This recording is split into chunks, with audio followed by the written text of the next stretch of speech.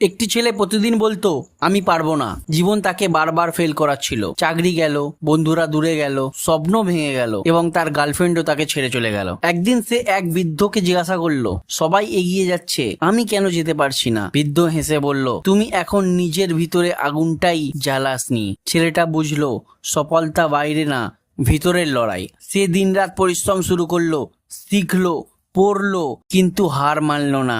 1 বছর পর যে মানুষ বলতো তুই পারবি না, তারাই বলল তুই তো অসম্ভবটাকেও সম্ভব করে দেখালি। তো বন্ধুরা, এর মধ্যে একটা বড় শিক্ষা আছে। এ থেকে এটাই বোঝা যায় তোমার শক্তি বাইরের না, তোমার শক্তি তোমার ভিতরে লুকিয়ে আছে। যেদিন এই আগুন তুমি নিজের ভিতরে জ্বালাবে, সেদিন দুনিয়া তোমার নাম মনে রাখবে। তো বন্ধুরা, ভিডিওটি যদি ভালো লাগে তো একটা শেয়ার অবশ্যই করে দেবেন। যদি আমি আপনার লাইফে সামান্যতম কোনো প্রভাব ফেলতে পারি তো প্লিজ একটা কমেন্ট অ্যান্ড সাবস্ক্রাইব অবশ্যই করবেন। অনেক অনেক ধন্যবাদ ভিডিওটি দেখার জন্য।